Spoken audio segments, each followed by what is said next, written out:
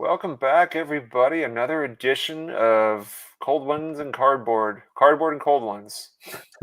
Something like that. This is episode number 8, and for anybody that noticed the thumbnail, I did something quite cheeky with it, if anybody picked up on it.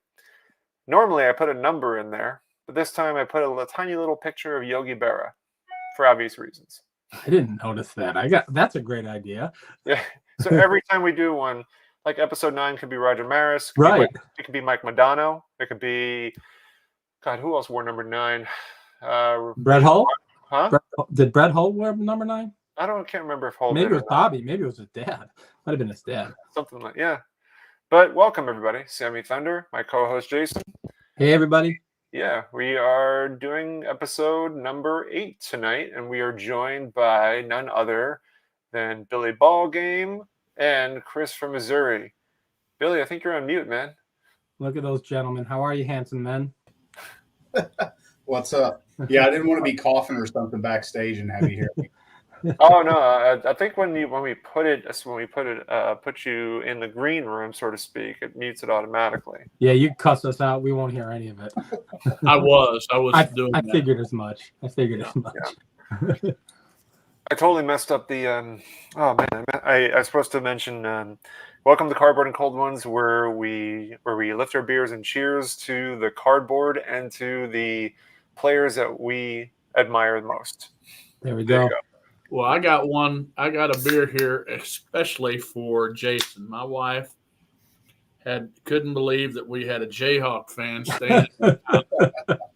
And so, if you look at this beer right here, that is a picture of Norm Stewart. Nice. I don't know who that is. Longtime basketball coach and nemesis of the Kansas Jayhawks. And man, it's going to taste good. That is going to work fantastically with the first set of cards that I'm going to show. So that'll work out perfectly. So we have some big names tonight. Chris from Missouri, Billyballgame. We're going to just drink some beer, show some cards perhaps, and really kind of make sure that we engage with the chat as well. You know, I think that's always a big aspect of these live streams, is making everybody feel like they're involved. Absolutely. But how's everybody's week? Good. I'll be Chris is still recovering, I assume. Had a fantastic weekend. Part of the reason I was happy to have these guys on is you've probably seen Billy's video, my video, and Chris's video. We all got to spend the weekend together, and both of these gentlemen hosted me in their hometown, and we had an absolute blast. So to recap, that was pretty cool, and to see the show as well, to see some signs of it. And Billy's video, I did watch everybody's video, but to see Chris, to see your crew rolled out there and helping you with the show. And did they have their own tables, your buddies, or were they helping you? So Mauricio sits to my right all the time, and so every show there in Columbia, he's with me. So, and we have a blast. He and I doing it together. We just have a blast because we have more fun watching the kids than we do. We have fun intermingling, but Mauricio always brings something to hand out to kids. And so there was a young guy that might have left. I don't know if Lane was still there when you guys showed up, but he's 12 years old. And he sits to my left on occasion. He took up half a table. And the other guy there is Brent, who was at Strongsville, came to the National. He's got a tremendous collection, but that was the first time he set up at the Columbia Card Show. So, yeah, we took up about 5 tables. And we normally take up 4 tables is what we normally do. How did Brent like doing the show for the first time? Oh, I think fine. It kept him from getting up and going to buy a card. That was the problem. Yeah, but I think he had a really good time. I don't think he knew what to expect, and just because you know how it is, Sammy, you go to set up at a card show one time, they'll come around and look at your stuff, but like you get known for something, you either get known that you're in the same spot all the time, or like you get known as, like me, I'm known as the vintage guy with the mid to lower grades Hall of Fame stuff. And so, I got people that come over all the time saying, okay, what I'm looking for this vintage slab. Do you have it? Or, or just, oh, I'm going to take some of this. Something's going home with me.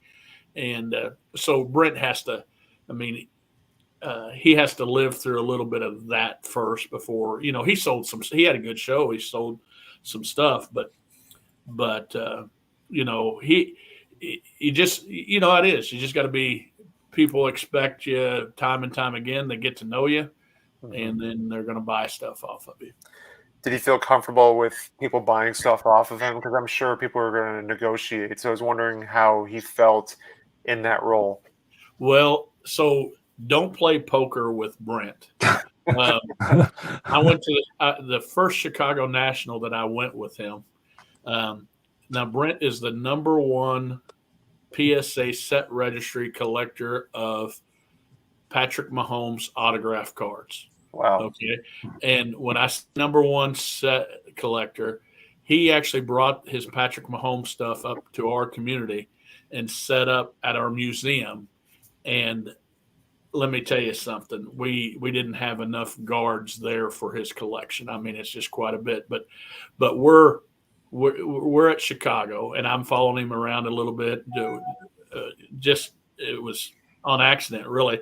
But he wanted to go see this card that a Patrick Mahomes card, and it was a 2 of 25 something, and it was, whatever. And he had a lot of Patrick Mahomes stuff there. And this guy, the dealer, said, have you ever seen, he said, the prices are a little bit high, but have you ever seen any Patrick Mahomes autograph cards like this before? Oh, jeez. And Brent, just keeping a straight face, and he's pretty low key anyway, says, no, I wish I could.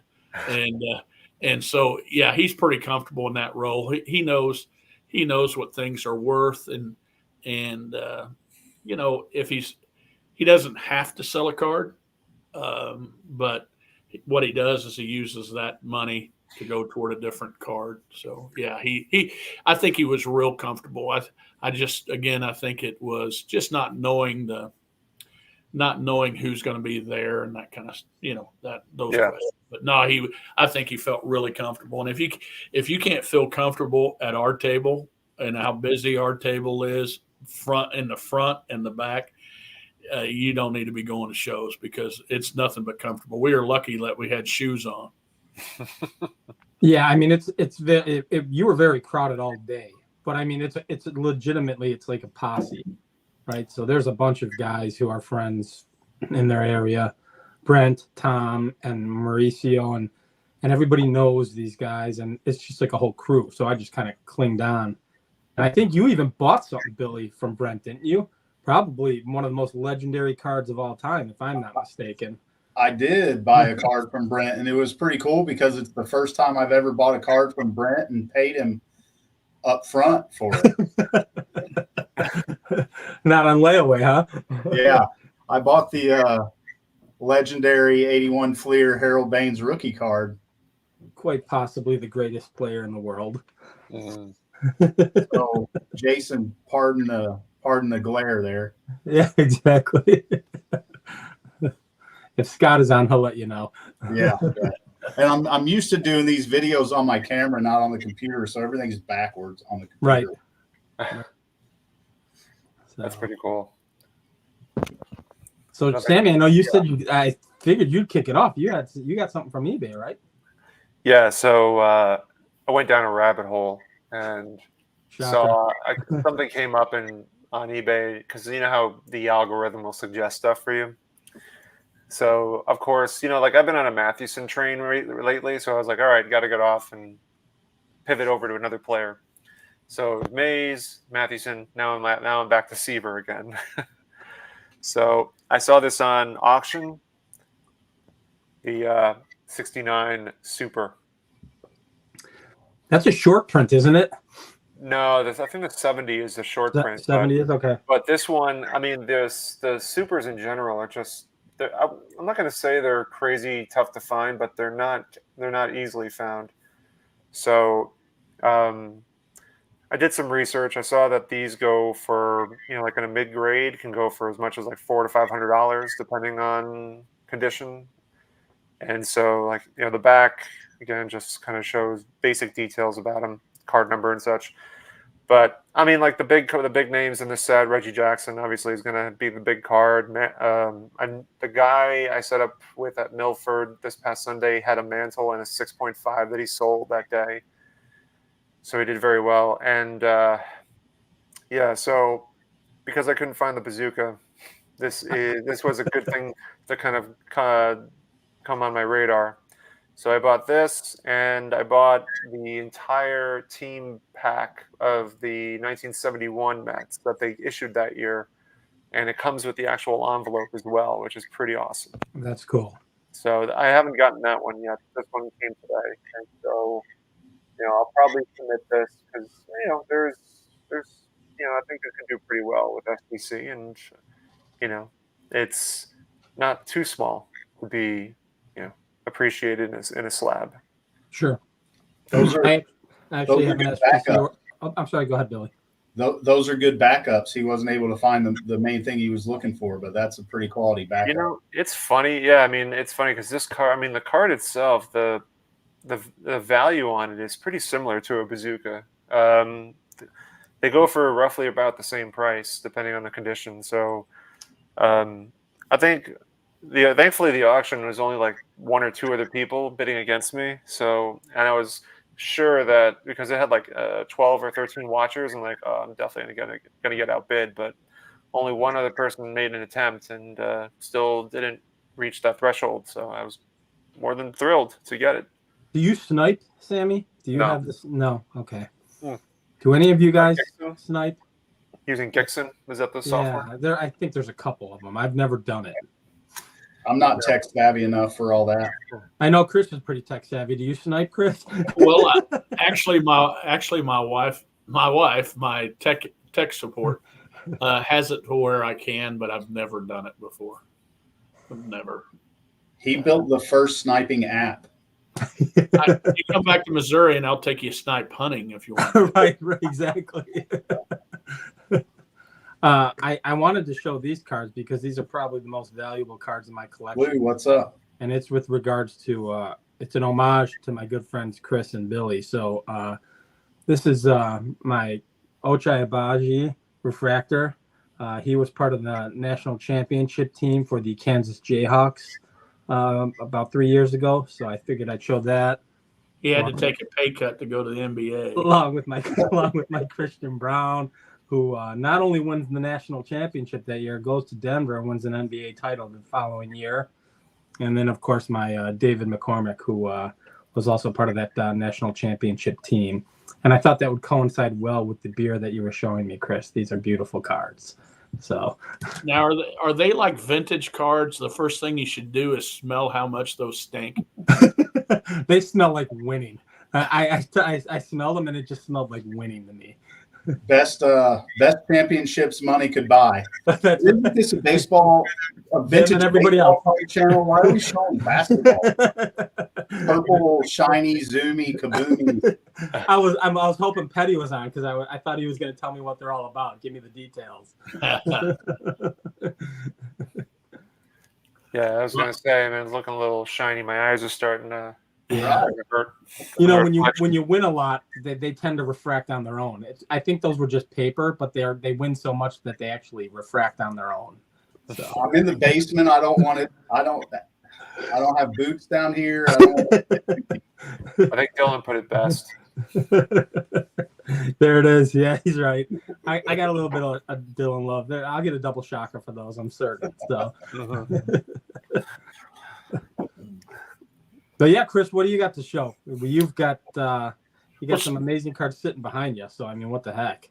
Well, we kind of started talking about, and I picked out some cards that I either was influenced by some YouTubers or other people, and I want to show a couple cards because I was influenced by YouTube channels, and one, of course, never had one in my collection that I knew of.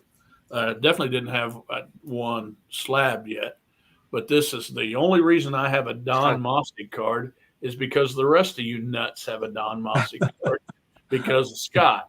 And so when I first joined YouTube, there was a sensation about Don Mossy, and so I wanted to be part of the team, so I got that card. Bought mine last weekend with you guys. I bought my. Yeah, you did. You went to Jason's. You went to Jason's table, and I have a story later on about Jason's table if we get to it. But then the other one, why in the world would I need an Eddie Wakis? Well, but I actually was going for this card because on YouTube I was influenced by Mike, baseball collector, and Ray from Philly, and that happens to be a top 300 great cards that I'm by Mike Payne that I'm going after that collection. So I wanted to get those two. out of the way because I truly why in the world would I even get a Don Mossy card, right? That Mossy card's not on the list too, is it? No, it's not on the 300 great list. I was gonna say, oh my god. But I'm going to get on a live sometime. Scott's going to be on there, and it's going to be, hey, everybody, show your Don Mossy card, and I can say, yes, I got one. I love his voice, the voice that he does for the puppet. Got any Don Mossy baseball cards? It's so funny. And well, I actually kind of blew off Don Mossy at the National. We were supposed to shop all day on Sunday for my very first Mossy, and I simply ran out of money. I needed gas money to get home and something to eat for the way home, so I had to save the money. And so I owe a trip with Don Mossy puppet next year, maybe even at Strongsville if he brings them. Don Mossy was in the first baseball card book I ever read, 1974 Bubblegum card book. It was his 1958. He's very handsome like you four. I'm surprised no one happens to be Sissy. Wally Moon is next on my list, Mr. Unibrow. My mind because Don Mossy and Wally Moon are the two best looking dudes to ever play baseball. Yes, absolutely. Hey, you're forgetting about Yogi now. Yeah, he's up there. There. Yogi was the photo for the thumbnail. Yeah, that's right. I missed that. So from going forward, like anytime we do the thumbnail and it shows like episode number, it's always going to be a player instead to kind of match the number. I will show this card in appreciation of my good friend Billy. This is my 1955 Ken Boyer rookie, and doesn't necessarily have to be a card if we're talking about influenced by YouTubers. Not necessarily that they bought it or they gave it to us. Just we have a similar like. We like the Cardinals, and this guy should be in the Hall of Fame. And yours, of course, is a half a grade higher than mine. Billy, did I just see that? Say a lot on Billy. Are you a 5? Totally accident. This was a Christmas present from Mrs. Ballgame. Oh, that's a great present. Before I even knew you, Jason. So yours is centered nicely. Show you up. I think I bought his 56 raw and had it graded. And I think it graded a 4 if I'm not mistaken, which is my, that's my wheelhouse. I'm 3s and 4s all day long. And I don't have those big dollars like Chris from Missouri, so I can't, I just gotta settle for lower graded stuff. He steals from Strongsville, the mayor of Strongsville's treasury. Right. And that was a bonus card. I didn't even get that one out to show. That was a bonus. You had it ready to rock? No, I didn't, but it's right here on that shelf behind the computer. You know what you need to show, Billy? So I don't know if you're aware of this, Sammy. You guys, I think you've shown him before, Billy. Billy's got the Connie Mack, Christy Mathewson as well. Oh hell yeah, we're gonna do that. Oh, yeah. But now his is the die. It's already stamped out, but it's awesome. I actually, it's kind of a nice contrast to see one that's kind of like with the red removed.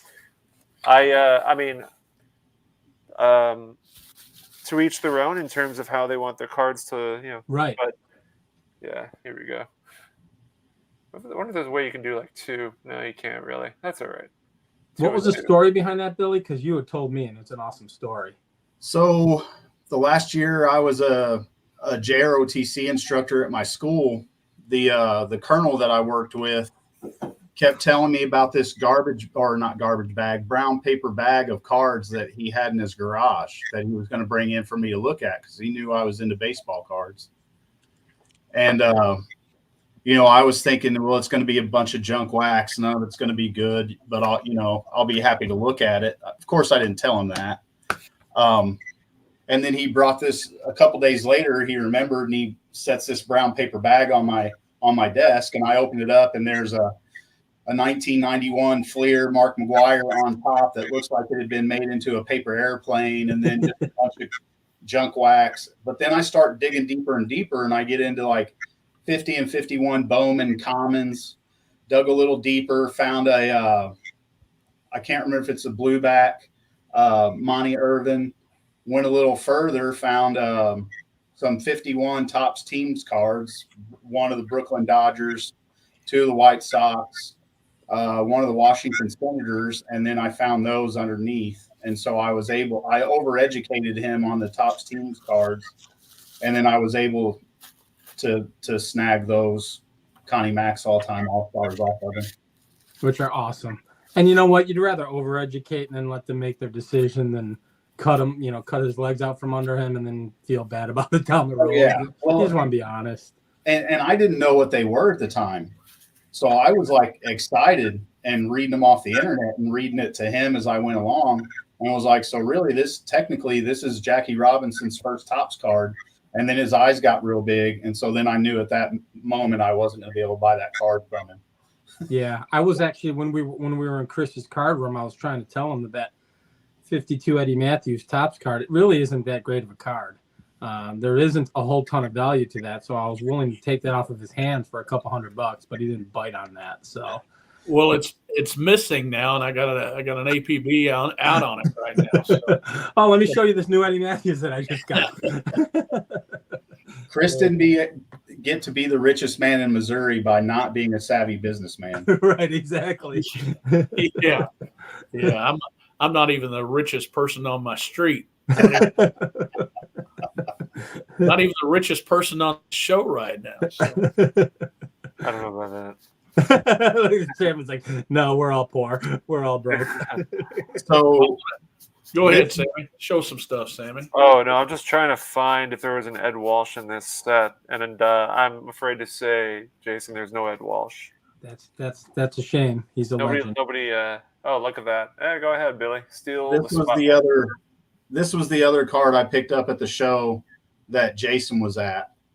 So I got out a bunch of cards that have meaning to me, like that I bought with or from other YouTubers is what I got out. That's an awesome card. Or were gifts from other YouTubers or whatever. Yeah, I've shown a lot of that. I've shown a lot of that on not only on this live that we do, but I've shown a lot just on my channel. So I was trying to kind of muster up things that I didn't show too often, which is going to be, again, I'm going to get banned from this, but this relates to I got a call from Legends of the Dugout Dave, and when we were at Ash's dinner on that Friday at the National, he said, didn't you mention that you had a bunch of Ellie De La Cruz rookie cards? And I was talking to him and Dom, and I said, if you guys want some, I'll send them your way. I've got like 10 of them. And he reminded me of that, and I'm like, oh gosh, yeah. So I told him, I said, shoot me your address. I'll send them to you, and then I'll reach out to Dom. And Dave knows everybody, and I see Dom is in the chat, so I figured I'd show these. There are a couple of these coming your way, Dom, and Dave's way. So I got a couple of these, and we'll pile in some other stuff with it. But Dom, I know Dom's not a huge modern guy, but I did say that I'd shoot him a couple of these and shoot Dave a couple of these. So I want to get those off to them. So I figured I'd show those today as well. A lot more modern stuff. You guys are going to hate this channel by the end of the day. Oh, God. Maybe going to start losing subscribers. I'm going to find a new co-host. Right. Modern baseball and basketball. We'll still have Andrew. I'm starting to itch and twitch with all this modern stuff. Hold on. Let me save the show. Yes, please do. All right. So this was a gift that was sent to me. Actually, This guy has a YouTube channel. His name is Ben. I did a video to support his generosity, and so his channel name is Blix Cards, I think. Blix Cards. Yeah. Nice. And so he gifted me. He emailed me saying, "Hey, I have this card. I generally try to focus on rookies, but I have this, and he bought this for a really good deal, and it's the 1969 Globe Imports Tom Seaver." And I have this raw, but when he said he had one in a near mint, I'm like, I'll take that any day. From my understanding, this set was a regional one. They came in packs. You can buy them. You can buy them today for really. They don't cost a lot of money. And there's two variations. You can get the packs that have like all celebrities, and Babe Ruth somehow made it into that one and didn't make it into this one. Or you can buy the baseball one, which I think has pretty much Mantle, Mays, Seaver, Gibson, Don Drysdale, Lou Brock, all big names. And so somehow Seaver, I guess, he was relegated down to an 8 of diamonds, while some like Willie Horton gets king of spades, king of diamonds, king of clubs, or something like that. So, but nevertheless, this is more just about, again, we're talking about YouTubers who gifted us stuff, and so Ben generously sent me this, and he sent Theo, which I have yet to next time I see him, but he also told me to give this to Theo, which is a 1998 Topps finest reprint of Clemente. See, I think those are cool. I mean, I know a lot of most people who are watching us are vintage guys, but I love some of those archives of the older cards. I think they're cool. And they're inexpensive. It's a good way to get young kids to learn about these players that they might not know about. Catching up a little bit. I did it all for Petty. I want to show them all that modern stuff. Chris, you're up. What do you got cooking, Chris? So, Sammy, I didn't get these out originally, but I just thought of going back to the show that we were at. Mm-hmm. Jason got there the night before, and we were setting with another. We went to look. We're setting up. We were setting up the night before, and went over to another dealer that had just finished setting up, and his name's Jason. And of course, we went out and had about 5 or 6 drinks with him, or 10. And but anyway, he had some brand new slabbed exhibit cards, and the two that he had, they were so beautiful, and one of them was Satchel Paige, and the other one was Jackie Robinson. Okay. And they were in good shape, beautiful. And I said, I want those. I'm going to get those here. And he said, well, I'll sell them to you for both of them for $700, $750, I think. Let's go with $700. That way it sounds like a bigger loss. And anyway, I said, I tell you what, why don't you just price them at $850? And because I hadn't made, I made a little bit of money so far with dealers buying some stuff off me, but I was gonna buy all my purchases with show money, and I said price it for $850, and if nobody buys it, then I'll come over at noon and I'll buy it. I kind of forgot about it, and the guy that I talk to a lot, that's at my table a lot, hanging around, and has become a pretty good friend. I'll be damned if he didn't go over there and buy those cards. And he goes, let me show you what I picked up. And he shows me the Page and the Robinson. I went, oh my gosh, I forgot all about those cards. So he left there with those cards, and I was trying to trade him everything. And so they would have gone real well with that, the Mickey Mantle there. I love that. I love that exhibit. And the Hank Aaron. Chris, I'm somewhat guilty. You had told me to remind you of those cards, and I did not.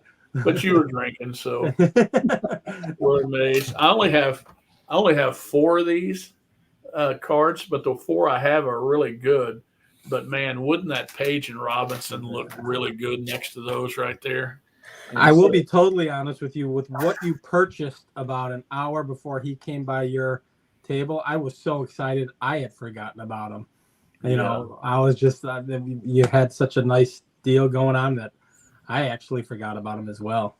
Yeah. Well, I mean, again, how can you get upset at a show like that? But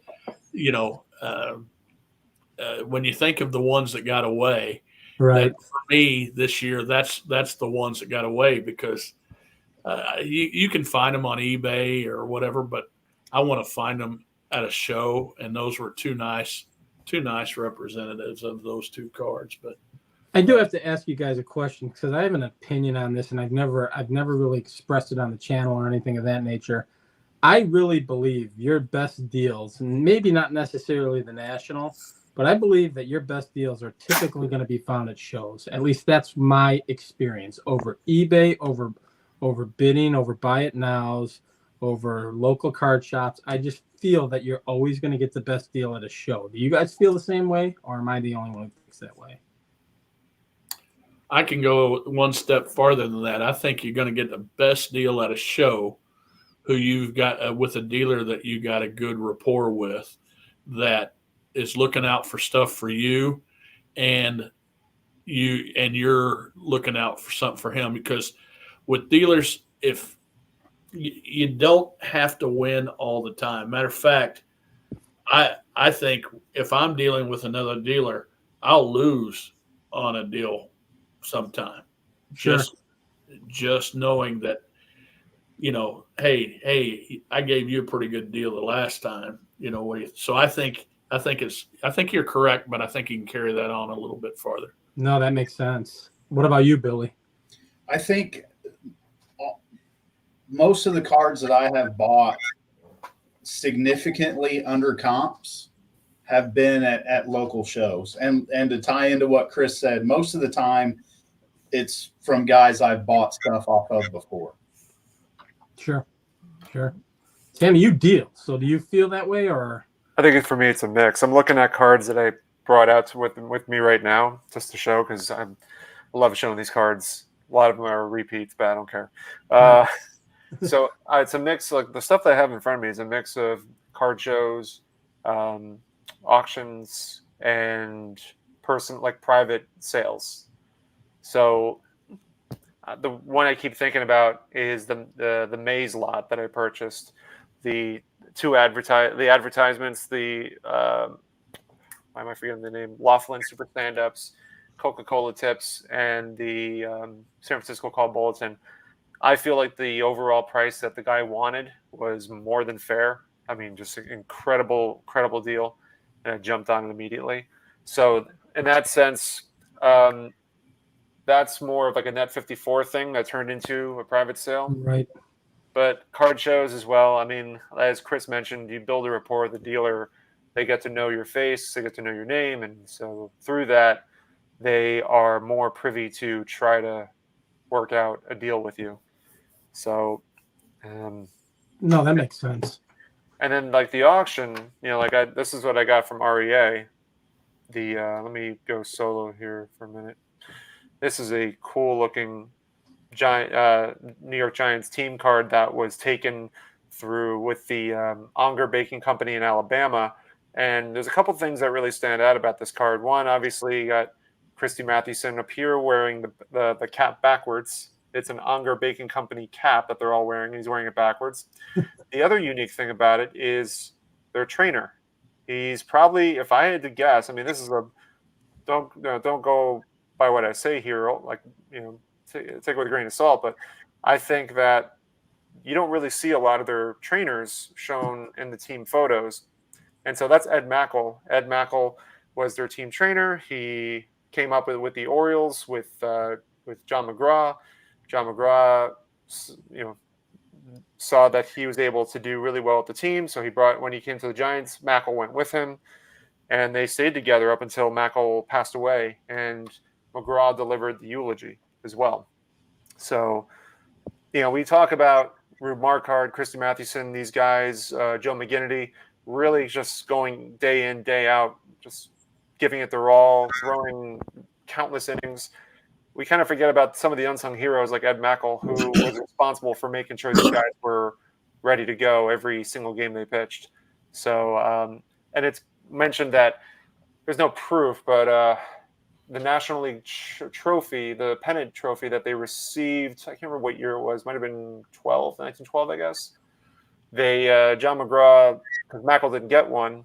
McGraw gave him his trophy and had his Ed Mackel's name engraved on it. Yeah, very cool, very cool. So anyway, I went off topic there a little bit. I'm sorry. No, that's awesome. But when I saw this card and I started looking into Ed Mackel's backstory, it really just kind of sent me into, like rabbit hole mode. No, that's awesome. I think that's fantastic. All right, Billy, you're up. What do we got cooking? Oh man, so what do you guys want to see? Because I've got stuff from shows that I bought when I was with Chris. I've got cards that I've bought off of Chris at shows. I've got gifts from Chris. I've got a few from the basement collection. I want to see whatever you want to that Chris took you to. That Chris took you to. Man, that Chris is a heck of a guy. He is. Yeah, he is. Right. So I'll show you what I have. These are the 2 cards that I've graded from the basement collection. And it was so at the time when that whole thing went down, like I think I'd been on YouTube for not even 6 months or maybe 6 months. And Chris, asked me to go out there with them to help. And so that was Dave Blue Jacket 66, baseball collector Mike Moynihan, JT was there, Triple Crown 24, and of course Chris. So those were the first guys other than Chris that I had met off of YouTube. And it was a whole lot of fun to me to, back in Mike's hotel room, we all hung out. I'd sit there and talk to Dave and Mike for probably 45 minutes, just a great conversation. And I'm so happy that I was able to be part of that. And I was brought into that by Chris. But so I bought this off of Mike, another Topps Giants. This was the first card I had graded from the basement collection. That's awesome. Again, Great grade. Pardon the glare once again. Really, you bought that raw? Yeah, I bought it raw and had it graded. And then this came out of the 1990 score set that I bought and got it graded. Those that box of cards that you looked through part of the other day, Jason, like the vast majority of the stuff from like 1986 and earlier, those were almost all of them were out of complete sets that I got in the basement collection. Okay, very cool. That's awesome. That is very cool. I'll have a lot more of those to be graded. I think Petty's right. They're typically pretty tough on the Giants. Yeah, they are. So to me, a 6 is a great grade on that. That is. Yeah. So, Yeah. That's cool. I do have one to show, but I don't want his head getting any goddamn bigger than it already is because you just pumped him up already. But I received a gift from Mr. Chris from Missouri, and I told him, or I expressed how awesome it was, and I don't think Chris, and I said it in my video if you haven't watched it, how much the card means to me on several levels of YouTube. So this is the card. Chris gifted me this, and correct me if I'm wrong, Chris. You bought it at the show, is that correct? Oh, maybe, yeah. So look at this. It's a 1955 Bowman Mini Minoso autographed, and this on so many levels is important to me and some of the relationships that I've made in YouTube. First and foremost, Alex Bowman 53 has the card. He's shown it several times. We did an episode months and months ago where Alex flip-flopped with 4 collectors and we picked out ugly cards. Scott Reindeer Studios kept picking out White Sox players, picked out this card, and I just about lost my mind. And his reply was, bunting cards are dumb. So that always lives in my memory forever. And I even forgot to add this in my video.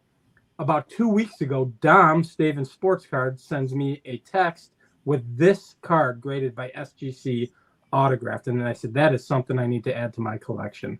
And was actually looking at the card he shot me. And literally 2 weeks later, I ended up getting it from Chris. So just an absolutely beautiful card. Obviously, I'm a White Sox guy. Obviously, I'm a mini guy. You think of Orlando. He's a Mini Minoso guy too, Cuban descent. So it has so many meanings. It's ridiculous. And I don't want his head getting any damn bigger. So I ain't going to say anything nice about him. so can I intervene for a second? Yes. So Minnie Minoso might come up on the wheel. Okay, when I do Showcase Showdown with Mike. So I got to give it back to you then. Guess what card I don't have in Minnie Minoso? I'll mail it back to you. No, just come on the show for just a little bit and say, there you go. I don't have it in my mini run. I did not have it. I saw that car. I mean, so that was part of a deal that I made with another dealer as I'm walking around. Sammy, there's a dealer that sets up at these shows that used to run this particular show, but he doesn't anymore. But he's set up at the National 28 years in a row. Wow. Or 20, what do you say, 28 or 27. And his name, everybody calls him Coach, but it's Ron Estes, and he's the one that puts on all the shows in St. Louis and the shows in Springfield, Missouri. And so he had that, and I forget what other card I purchased or along with that. But if you're going to find anything at that show that it looks like anything you would pick up, and you'd have in your collection, that Minoso was that card. And that, yeah. So, if somebody else was there that I liked better, I'd have given it to them, Jason, not you. Yeah. Understand. I hate throwing this guy kudos because first and foremost, he's from Missouri and he's a Missouri fan. And you can tell because I talk in complete sentence. Secondly, he is Chris, so you don't want to boost him too high. My gosh, but he is for all you out there. He's an awesome guy. He's a great guy. Most of you know him. He is the mayor of Strongsville and biggest heart in the world. So thank you, Chris. I do want to say thank you again. You're quite welcome. Quite welcome. Hold that card up again real quick, Jason, for me. So aren't you glad that they don't bunt very much in baseball anymore, and that when they do, they don't bunt like that? right. No kidding. It looks like a drag bunt. Imagine trying to bunt a ball coming in from Paul Skeens like that. Best part about this is Chris gifted this to me last week, and I think last weekend the Little League World Series winners won on a bunt. Yes. Crazy. They won on a bunt. So I think it's just like all the stars aligned with this card. It was crazy.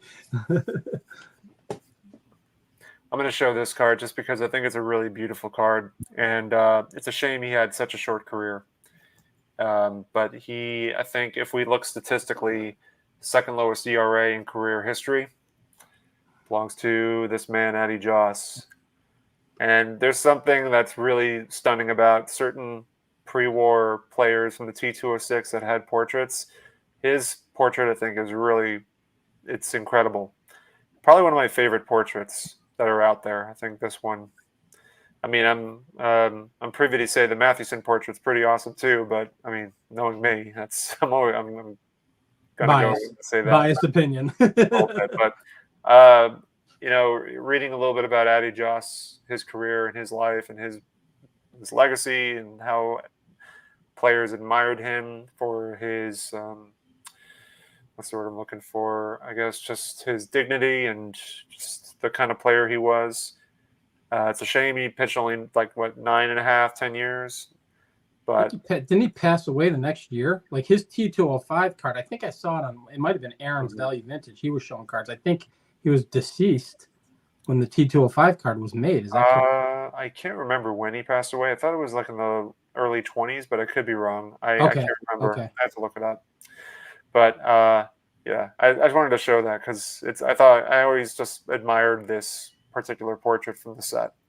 Beautiful card. Yeah, it came in a trade with Ash, and it was the first trade that I've done with a dealer because I generally avoid it because I'm always nervous that I'm going to get hoisted on stuff on trades. But Ash was very fair with me, and since then I've done a number of trades with him. Yeah. All right, Mr. Missouri, what do we got cooking? Okay, so I pulled this. Let me see. We were talking. Well, I'm going to show a big one right now, but this year, a couple of our friends got this card right here, and it reminds me, I loved watching them when they got this card. And more than one of our YouTube buddies got this card this year, and their excitement was overwhelming. And this is the Leaf Jackie Robinson. He's And here. Steven is here. I know that. oh, how excited was he when he got this card? Absolutely infectious. It's the first time I met him, and he's a friend forever, just based on his excitement of that card. Even with a PH? Yes. Even with a PH. And I tell you, what I love him. He ought to be a motivational speaker. Now, the first time I met him, he talked, but he kind of just stayed. He talked because he's from Canada, and that's what they do. But but anyway, now he could be a motivational speaker the way, except for finances, because if you heard one of his last videos, the only reason he works is so he can buy more cards, and you got to love that. That is brilliant finances. That is brilliant. That is absolutely brilliant. So, and another thing, we talked about is being influenced by other YouTubers or YouTube channels. What cards might remind you of that? Well, I was influenced by, of course, Mike Baseball Collector for that 300 great cards, and Ray from Philly and all that kind of stuff. But my collection, I love it when somebody says, this is what I'm going after. And it gives me a different idea to go after stuff too. So like John Wade Boggs fan had the 100 cards for 100,000. I've gone after those. I've gone after the 100 great cards for 10,000, and it's all because John put that together. But the 300 great cards also allowed me over the last few years to pick up really good cards that belong in that collection. And so, here's a 41 play ball. Beautiful. And now I'm really trying to get all the Hall of Famers in that. And here's a 40 play ball, Ted Williams. It's all because of that 300 great cards, and maybe because of John as well. But, I would not probably have gone after that card maybe. And then I love this card, the 1939 play ball, Joe DiMaggio. And, it made me want to get those a little faster because trying to collect the 300 great cards by Mike Payne, just because my buddies that I watch on YouTube go after those cards, That's potentially my favorite DiMaggio card. And this will be, I love the 49 Leaf Williams, but I love that. I don't know if I'm just getting hooked on black and white cards. I love that 40 play ball. I think it's phenomenal. Is it Christy Mathewson? He's in that one, right? Yes, he's in the 40 play ball. That's one that is in a good range, affordable range for Mathewson stuff. The play balls, if you want to go after something that is affordable, that's I'm getting ready to show some of those next time it's around. What I believe is affordable kind of cards if you want to go after them. Yeah. All right, Billy, we'll let you roll. You're up. So let's see. What do I want to show? I show some of the cards that I bought at shows with Chris and Tom. So the last show we went to in St. Louis was pretty cool because I got to meet my first YouTube subscriber at the show, Doug. Shout out to Doug if you're listening. And then I got to meet AR Cards, and there's some young guys from Arkansas that collect vintage, and they're Cardinals fans. But they've been so busy with college and all that other stuff, they haven't been doing YouTube videos lately. But I picked up 2 cards at that. Well, this is a different show. This is the last show in St. Louis. So this was the 52 red Shandies I was telling you about the other day, Jason. Beautiful. I love that card. And then at that same show, I bought the Pujols rookie.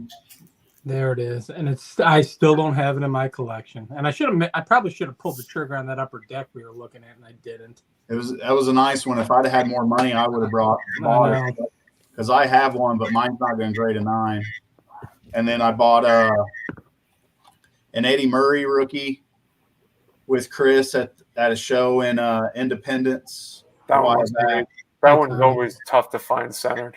Yeah, that was the biggest thing and I'm kind of a centering snob. I don't think I'm at the level that Dylan is, but and then this was really my first big card that I bought before the National, and I bought this at a show. The first show I ever went to with our buddy out of Jeff City, Tom, that Jason you met Saturday. Yep. Lou Brock rookie, and I got a good deal on this. It's a great card. Yeah, this one was really sharp. Only problem is he's not in the Cardinals uniform. Other than that, it's fantastic. I know. Listen, I was in a Chicago uniform. I mean, give the guy a break here.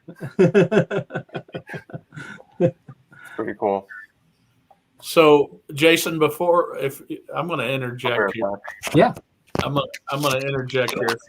So I don't know if you mentioned Tom earlier about being part of that posse kind of thing. Absolutely. But I got to tell a story on him. But he has a great eye for cards, so he kind of helped looked at that the big card that I got, the copy. Right.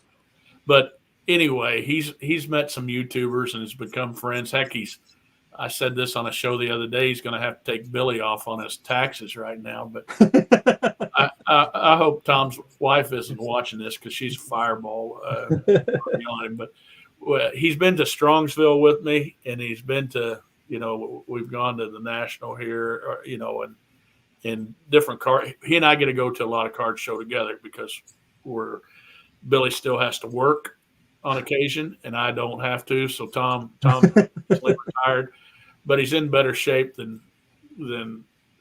anybody in our posse. But we're at Strongsville, and I love this story. I love it. We just got back from lunch. I believe it was on a Saturday, and he was like, "Man, I'm not going to buy any more cards." And I said, "I probably won't either." But everybody was going back inside instead of staying at the hotel there. He said, and I said, we might as well go walk around and look and all that kind of stuff. And as we're walking there, he was agreeing, yeah, let's just go around and look. And he said, but I'm not buying anything. And we walk in the show, and I get stopped at one of the first dealers, and I'm talking to the dealer real quick about something. And so I lost Tom. He was 2 or 3 tables ahead. And then when I got down to him, he comes over to me like he's going to sell me a stolen watch. And he kind of hunches up and hides his card and goes, look what I just bought. And he just swore that he wasn't going to buy another card. And I believe it was a 58 All-Star Mickey Mantle that he bought. And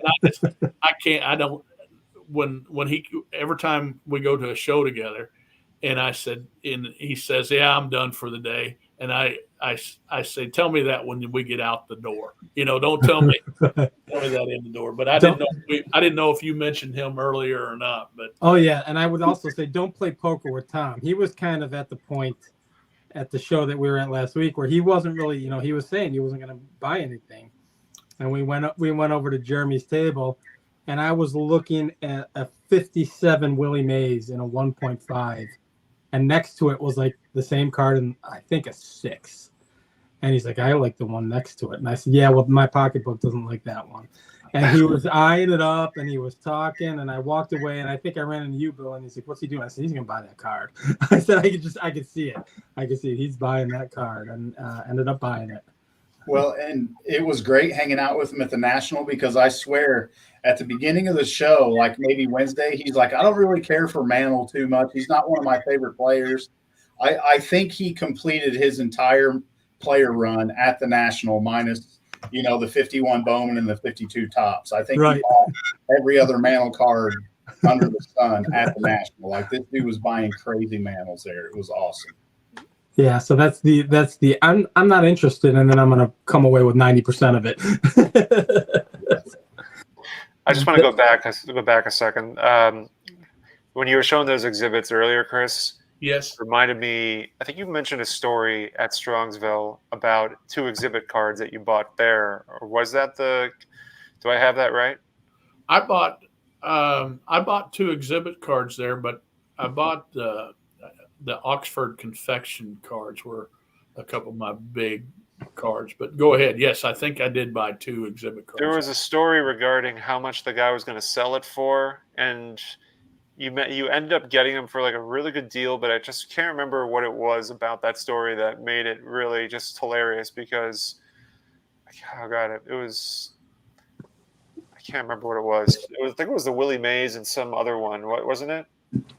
Yeah, but the story that I thought was funny is when I was trying to make a deal with a guy, Okay. and I had a Mickey Mantle off 57 Mickey Mantle, and it was in a 3 or what in a 3, and he had a Mickey Mantle in a 3 for sale, and he wanted like $700 or something like that, and he had one for sale for $700.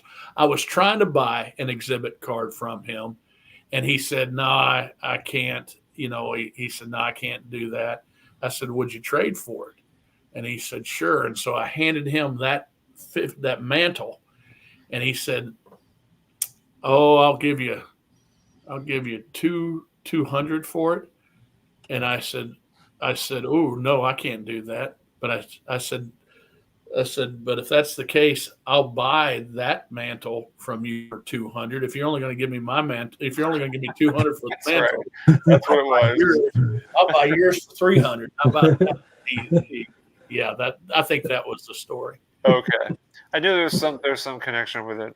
Yeah, but what do you I mean, what do you think the Strongsville is going to be next year? Do you think the crowd is going to be a lot busier because of?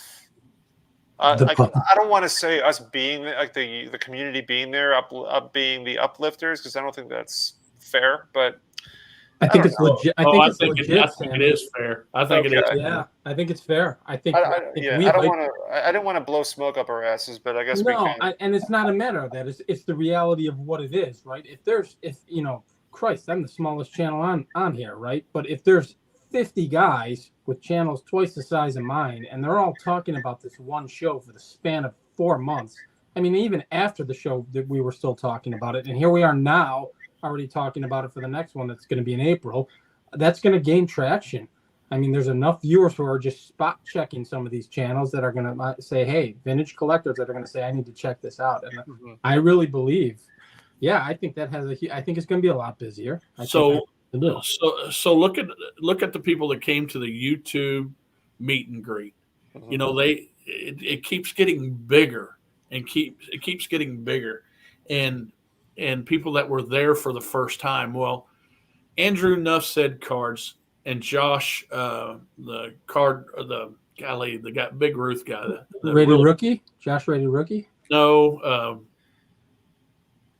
the Big Ruth guys, Rick Vintage Oddball Cards. No, this guy has I saw him buy a huge Ruth from Ash back in the day. But anyway, there's only been about 2 or 3 YouTubers that go to that thing, and then when Don and Scott asked me to go, we showed up there, and Mike Canadian Cards and Stephen with the PH was there, and Eric Fourleaf along with. So there was about 6 or 7 of us.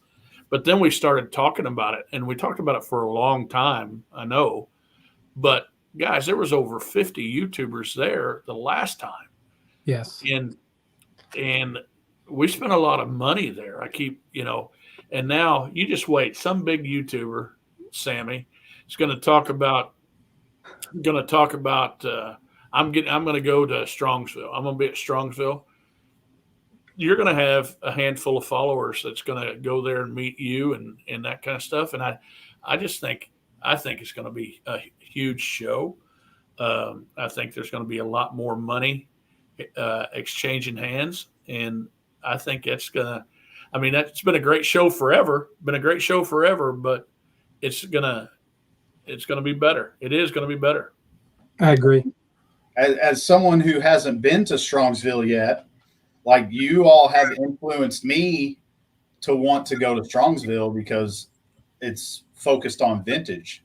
So I'm more than likely going to go to a Strongsville show before I go to another national because of the atmosphere and it being in a smaller area and a focus being mainly on vintage. So I'm planning on going to Strongsville this year and really hope that I am able to go because all you guys have influenced me to want to do that.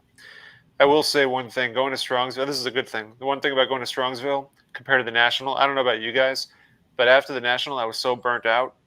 Going to Strongsville, I remember leaving that Sunday with with B-Roth. I was just fine. Yep. It felt a lot chiller, a lot easier. It was obviously the walking. I think that's a big factor. It's a big show, obviously, but you don't need all 3 days to do it. But I think we all do it just because we all want to hang out with each other. So that's exactly right. The way I remember it is I was able to find Chris from Missouri like 4 or 5 times on the same day, which is unheard of at the National. So I think that's he's usually surrounded by all of his groupies. Yeah, wanting to rip the shirt off of his back. And here's another thing that I think minutes at Strongsville are more meaningful than minutes in Chicago when it comes to being everybody. I mean, we got to meet Mike Petty, right? I mean, we knew Mike Petty, but we got to meet Mike Petty. We got on the opposite end, we got to meet Rocket Rick J. When my crew left, and I'm talking Brent and Tom, we were all like, boy, was he excited to get that big card. And man, what a great guy. Yep. And so you see guys, you see YouTubers on the floor at the National. Well, 2 minutes doesn't cut it. You're glad to see them, but man, your minutes at Strongsville, it's not loud. It's not hustle and bustle. It's a, hey, come with me, or hey, come look at this card, or oh look, there's Greg Midlife Cards again. Oh look, there's Darren. Right. I don't know. It is what it is, and no, I think in time as it builds momentum, it's gonna get, they have that second hockey rink. They might have to open that up in the next couple of years. I'm guessing that'll happen. The marketing director, I'm sure it sounded like he reached out to a bunch of people, but it seemed like he took notice as well. Yeah. And he reached out to some people. You know who took notice too, though? The dealers did too. Because I'm at the National, and that Billy Chappell, who I didn't know. I mean, I've seen him in St. Louis before. I've bought cards off of him before, but I didn't know his name. And then when I go to his table, when somebody, that's Billy Chappell, and I said, yeah, I know him. And he said, man, Strongsville was great. They ought to do something for you guys, and what's cool is realizing the strength of the YouTube community. I think I bought my big card off of him. It's a form of media. That's what it is. This is the big card I got at Strongsville. Sweet. Yeah. Sweet. That came from William Chappell's table. William Chappell brought the, no pun intended, brought the Thunder at the National as well. But yeah, he did. Yeah, it was crazy. And I'm looking for, I hope he's going to be at the Philly show in the next few weeks because he did it last time. And I've probably, between him and Ash, those two guys make up a lot of the collection that I have. He is at all of the Chicago shows, Sammy, and has been. I bought off of him before I even knew who he was. I actually have an SGC submission. It was only 3 cards coming back, and one of them is the T206 Ed Walsh that I bought off of him. That's right. That was at Strongsville. Yeah. We were at the same table at the same time. I was like, hold on, Jason. You can. I took number 1. You can take number 2. right. No, and I'll tell you this: I couldn't wait to see what the grade is. I'm not going to say it here because I'll save it for the video, but I'm excited. So you got it back. Well, it's on its way back. I peeked. It shipped today, and I've got the app, so I looked on the app and instantly saw what it was because I cannot wait. So let us see it after the show. Right. What's that? Let us see it after the show. Yeah. Absolutely. Well, I don't have it back yet. I can tell you what the grade. You I'll tell have you what the the grade image, though. is. You have the image, right? I do have the image. Yes, I do. Share the image after after this is over. Okay. We can do that. Yeah, I'm curious, man. Blink your eyes 3 times as if it's higher than a 3. Oh no, it's not. It's not higher than a 3. So, I will say this, kind of to circle back to some of the things that Chris had said, plus to bring it back to Strongsville as well. Yeah. Chris had mentioned he's been influenced based on other YouTubers, and some of the ways they collect have sparked an interest in him. I'll bring up another channel that's fairly new, and I hope I'm getting it right. I think it's called the Dads Are Here, and it's 2 guys. I think he's I watched one of their videos this morning while I was supposed to be working, and it was actually a fabulous way to collect. I think he's collecting the first 20 crossover players from the Negro Leagues into Major League Baseball. And I thought I'm like, that is an awesome way of thinking and an awesome way of collecting. So those are the kind of things that'll influence you into picking up a card that you would never have looked at, until you see something like that. That's truly his influence. And on that channel, so I was their first subscriber, so that was kind of cool. But he has the different collections that he's doing, like the 500 Home Run Club, and he has QR codes on his display where you just scan the QR code and it takes you directly to Baseball Reference to their stats. Like, how awesome of an idea is that? What a way to make your collection interactive, Right. Like, imagine all of Chris's stuff in his room going up to his, post-war Hall of Fame rookie cards and just scanning any of those cards with a QR code, and it pulls their stats up straight from Baseball Reference. Like, how? That's awesome. That's awesome. Chris would be trying to scan that QR code with his Polaroid camera, waving the picture to see if it comes through, so he can find out the stats. Hey, I could put the stats on the back. I could tape a Snickers candy wrapper to them and write it back. Right. So I want to show a couple more cards, Sammy, if that's okay. Yeah, go ahead, man. I'm just on the big screen. So what I was going to do is, guys, all my collection's been kind of just, it's not blah, meaning I don't have any excited. I have some, okay. Here we go. No. I have some iconic cards. But I don't have. I used to not have different kind of cards, but watching guys pull stuff out of their collection, it makes me want to go after cards that I didn't go after, that didn't have any personality. And these are some cheaper ways to get Hall of Famers. Yeah. Like, that's a 52 Wheaties Yogi Berra. Awesome card. And then this one, I love these cards now. I'm going after all the Hall of Famers on these double play cards. Jason got one, right? Yeah, so Chris beat me to it. I was at the National, and I was with Sammy shopping to find out that Chris from Missouri wants to be a lot like me, and I purchased the exact same card. We sat down at the resting area that Matt's wife so generously held down for us. He pulls that out. I said, "Are you kidding me?" And we had just bought them like an hour apart, and like, there we go. So I'm sorry, I didn't mean to steal your thunder, Chris. That's all right. That was going to be my next card anyway. So now you can go. Well, and then I know you're going to be influenced by this one. Here's a real cheap way to get an older card, Hall of Famer. These collections, and I know Jason loves these. Yeah, those are beautiful. My daughter drew those for you, I think.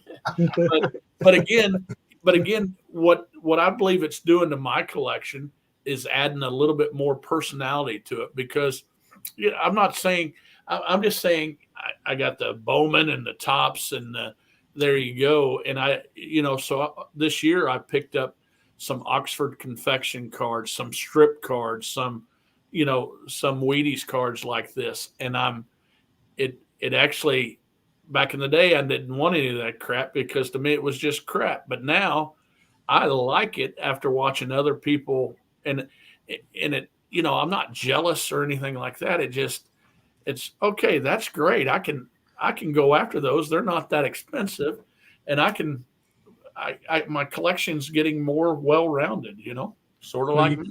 you could fall down the Sammy rabbit hole and go for the real scarce oddball stuff, and then end up with Coke tips of Willie Mays and Pinkertons of Mathewson, and just the iconic scarce cards. No, I mean, everybody has their ways. You can get a Pinkerton Ty Cobb or Walter Johnson as well. Yeah, you can if you're Chris from Missouri, maybe not if you're Jason. I did want to bring it back to Strongsville. We were talking about it and how awesome it was and how we think it's going to be. I actually, and Chris, I don't know if you follow him or not. I mentioned him to you last weekend when we were hanging out. There were channels that were spawned from Strongsville, and Aaron, Value Vintage Cards. Chris, if you haven't subscribed, go check him out and watch his videos. You will love it. But I wanted to show this card because it was the first time in my life anyone had ever come up to me and said, "Hey, I watch your channel." And I think I had maybe 100 subscribers. So I thought it was all family and friends. But Aaron's buddy Joe, who also has a tremendous collection, came up to me, and then he was actually selling some cards, and I actually purchased that off of him, which is my 55 Campy. So I bought that off of him. Got to know Joe very well, consider him a friend. We're trying to get together to go to a local show here. And that was my tie-in to Aaron, who we've actually had on Cardboard and Cold Ones, showing off some cards. So he's got just a ridiculous collection. And he is into the scarce and heavy pre-war. And just he's a big George Sisler guy. You actually had a Sisler for sale, Chris. And while we were at the show, I shot it to him and said, "Do you have this?"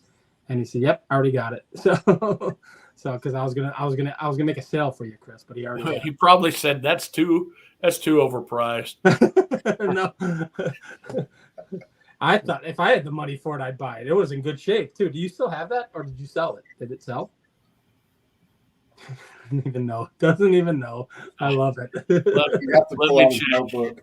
Yeah, beautiful card. I don't know. Let me check. Yeah, I'll have to check. But we're talking about Strongsville, and we're talking about other shows. What the Columbia show was, we had a really good time, Sammy, with just, there was other YouTubers there besides us. There's some smaller YouTuber channels, a couple guys that do breaks, but I know there was a ton of watchers there. I mean, a ton of people watching the stuff. And I think that other YouTubers should maybe try to do something like that in their area, whether you get, I mean, Sammy, you've gone to shows and met up with other YouTubers, but if we do a video prior to that saying, okay, not only am I going to be setting up there, but let's come over and set up my table for a little bit, or come do this. And I think we can grow the community even better with just watchers too. And so there's a show coming up in October in St. Louis. Now, I don't know exactly the date on it, but it's primarily a vintage show. And there's some good, Billy Chappell will be there. Tim Payne will be there. Craig and Holly will be there. There's also, there's probably only 60 tables, 70 tables going to be there, but it's going to be nothing but vintage. But over about 20 miles away is the Machinist Hall show. And that's a regular show that I've set up at before that has some vintage there and some other stuff. And I'm going to try to see if anybody wants to join me at that. And if people want to, I'm going to spend the night there and maybe even have it'd be hard to have as much fun. We're not going to have near as much fun as we did in Strongsville, and it'd be hard to have as much fun as I did in Columbia. But there's shows out there around in different areas of the country that people can reach out and try to get more people. And I hope that's not a fairy tale on my part, but I'd love to see it. And I love to hear stories like that. too. So I've got that on the radar. I will be there. And to say that it might not be as fun, I almost disagree with that, Chris. I mean, it was you, me, and Billy, and you got in a goddamn car wreck over the weekend. True. And we still had an absolute blast. And I think if you can get 5, 6, 7, 8 guys together, it's just going to be that. I've done a local show here, which is primarily modern. There might be 3 vintage tables there. And I went with Vintage on Vintage Steve and Mitchell, White Sox fan and card collector. And we had an absolute blast. And all of us have been to that show several times. We know there's not a ton there, and have a blast doing it. There are a couple local shows that are a little more vintage heavy for me that I'm trying to get to with this gentleman Joe that I was just talking about. But just getting together is what it is, right? I mean, I tried to harp on that on my last video. This is awesome. It's enhanced the hobby, but the reason it's enhanced the hobby is because of the people you met. And if you're just a guy watching this stuff, it just sounds so cliche and so hammy and just so ridiculous until you actually do it. And then when you do it, you're like, Jesus, I've made friends, man, friends for life. And it's real. It's palatable. Meaningful minutes, Billy going up to the basement collection, being able to talk to guys like Dave and Mike who have incredible collections. Meaningful minutes to me, man. Absolutely.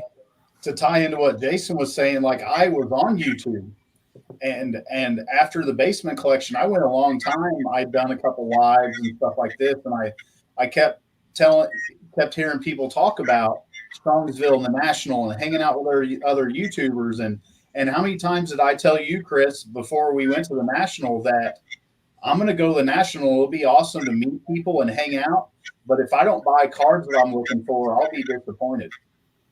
But then I went and experienced that, and now it completely changed my outlook on that. It's like the cards are secondary. The friendships are way more important than the cards to me now. And that was before I started meeting guys in person, off of YouTube, like at the National, Right. And as a sidebar, he picked up a 54 Hank Aaron at the National, so that probably had something to do with his joy.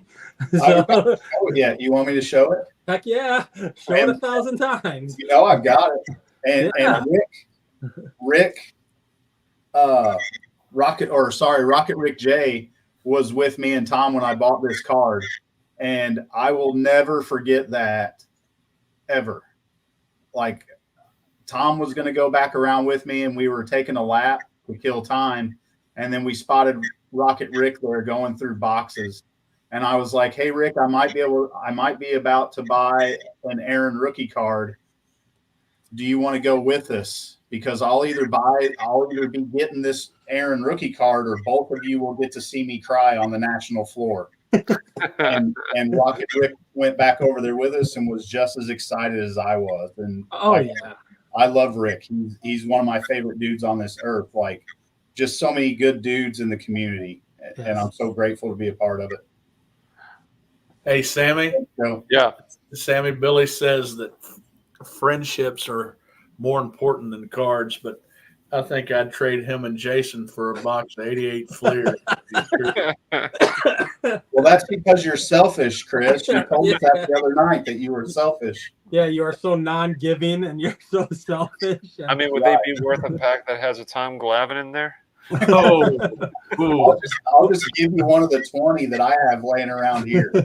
What are we working in that glass, Chris? Is it Diet 7-Up mixed with some Christmas tree? It's medicinal right there. Yeah, Christmas tree, otherwise known as gin. Oh, my ankle. And a little bit of Diet 7-Up. Oh, my ankle hurts from the wreck. I think my great-grandfather used to drink gin, so you're right in line with him. How long did he live? Not very long. Oh, shoot. Well, I figured I always show these two. Let me. I totally. One second. Bring myself here. Oh, yeah, big boy. There was a similar Willie Mays at the in Columbia, but it wasn't graded. It was a Stallmeyer? Yes. Wow. There was a lot of vintage there, Sammy. A lot more vintage. Chris was pumping it to me like there's not going to be a lot of vintage, and there was a tremendous amount of vintage. Sammy, you've shown that a ton. Yeah. And I love that card. I mean, I love the way it looks, and man. Well, it has stains. Either it has Kurt's card, as Mangini calls it, Kurt's card care jizz, or it's hot dog stains. So kind of one and the same. It's a jizz of some sort. I tell you what, take crack that thing and let Pepino lick it. I'll show. I say it every time. That's my favorite right there. That is my favorite. Yeah. You want to talk about scarce and different and adding something. And now, again, we talk about getting influenced. Chappell had a bunch of those at the National. He did. And I think he had a Gil Hodges, I believe. And I wish I would have purchased it. I should have pulled the trigger. He had the maze and he sold it. And this guy Tony, who I spent time talking with at the YouTube get together, showed me that he bought the maze as well. And so I was like, "You're shitting me! Like what the?" Right. I saw it, and then he tells me, "He's like, I can't remember what he said verbatim, but I think he mentioned that he got one because he saw that I got one, and not to say that was the only reason. I'm sure there were other factors into his decision, but I mean, the price that William Chappell had on this and hit the one that he had was authentic, but the price he had on, I'm surprised it didn't jump sooner because it was there I think it was there the next day. So like Wednesday going into Thursday, I saw it in the morning, but then obviously by the end of that, because Thursday was the meetup, that card was long gone. So, yeah. Sorry, I didn't mean to cut you off. So no, go ahead.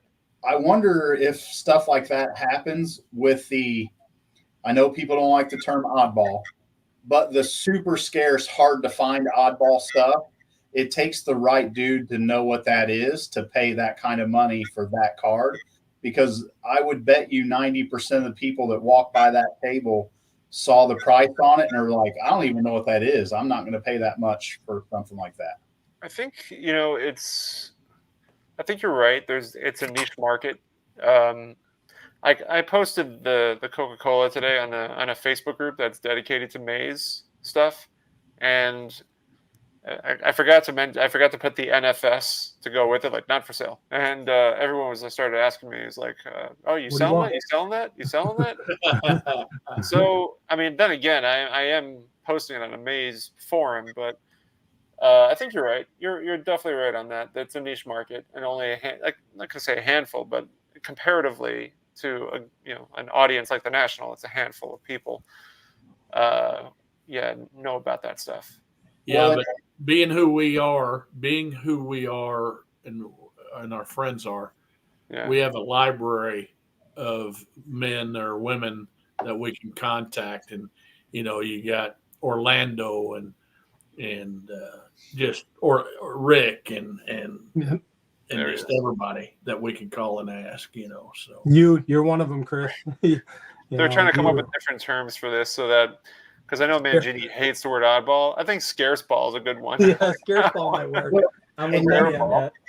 You've heard Orlando and Mangini and some of these other guys talk about it because it's so scarce and oddball that people don't know what it is, and that allows them to get stuff really cheap because a lot of the time the dealers don't even know how scarce the stuff is, so they can get really good deals on that stuff sometimes. Yeah, I think depending on, bigger dealers, Chappell and Ash are going to know what they have, but there are, you can cross, when you're going through a Strongsville show or the National, you can come across those smaller dealers, and I've seen several videos on it, even modern dealers who have a little bit of vintage just to be quote unquote well-rounded, and they don't really know what it's going for, and that's where you find those deals amongst deals. So that's why I bought this off of Chappell as well when I was at the Philly show.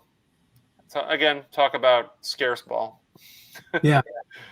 It's interesting. Got the Journal Americans in 54 when he was still in New York, and then 58 you have the San Francisco Call Bulletin, which was finally graded, but I don't know what it is yet. So I'm looking forward to hopefully seeing an image tomorrow from SGC. But yeah, these are just fun cards to find. Absolutely. And I love the term oddball. I love the term junk wax. Like they're two terms of endearment to me. You know what I mean? Like I Sure. love them both. So to me, I don't look at it as an insult or a put down. My whole thing with junk wax is don't call it junk.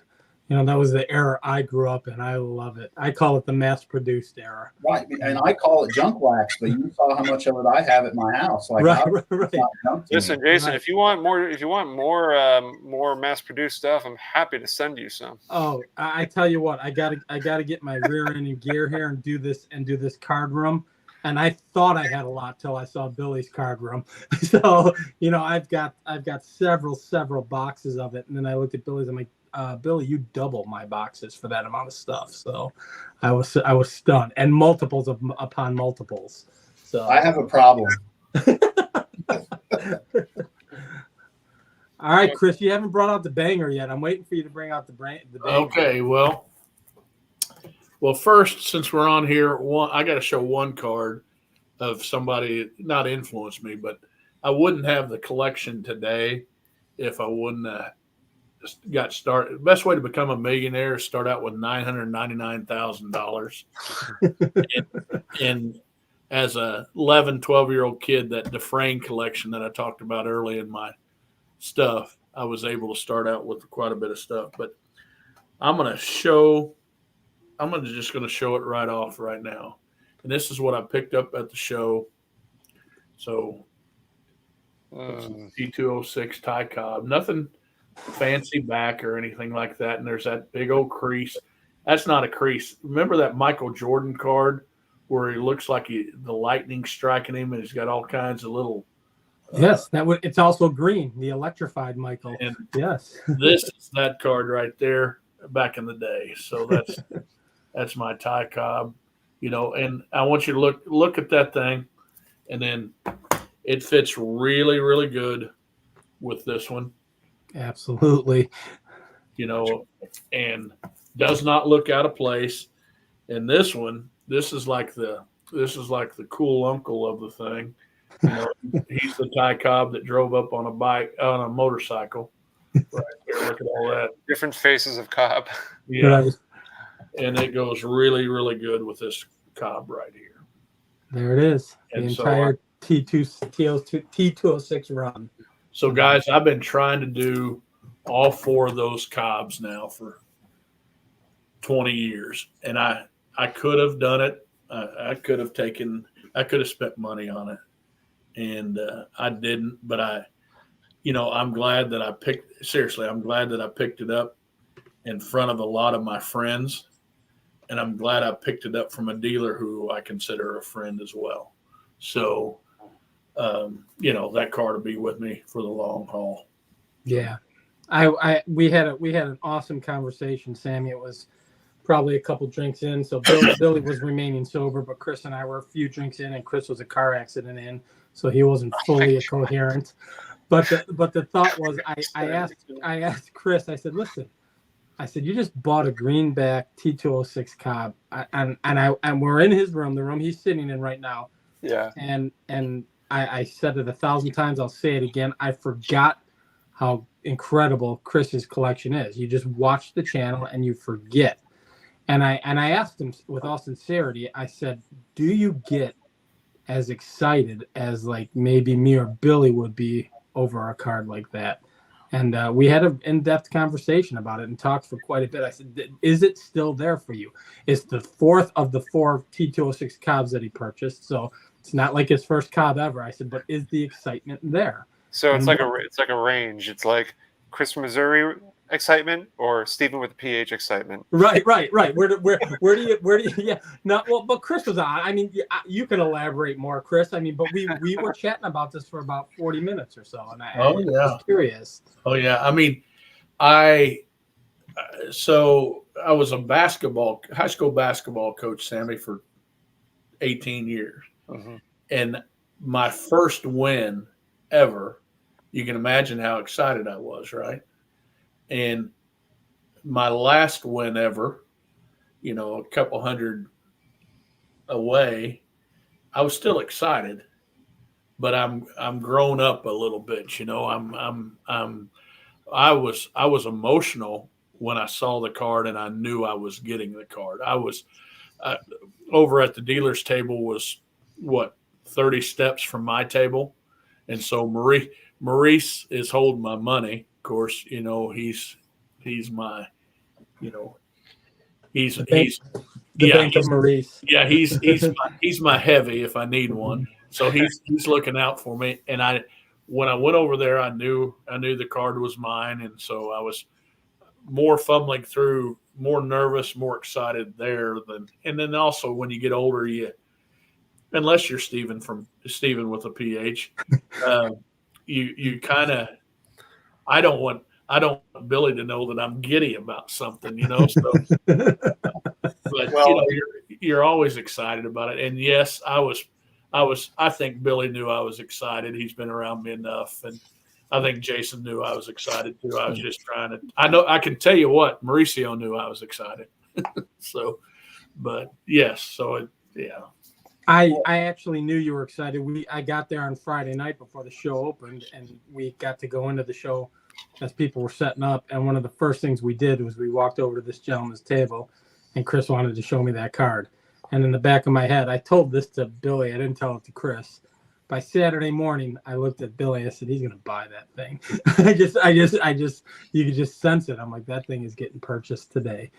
And I've known Chris for a while, and I've seen Chris buy some big cards. I've seen Chris buy 205s. I've seen him buy Hassan triple folders. Like, I've seen him buy big cards, and I have never seen Chris as excited to buy a card as he was over that Cobb. The difference is I will do cartwheels and fist bumps and pump my fist and hoop and holler, and Chris just he keeps it close to the vest. Right.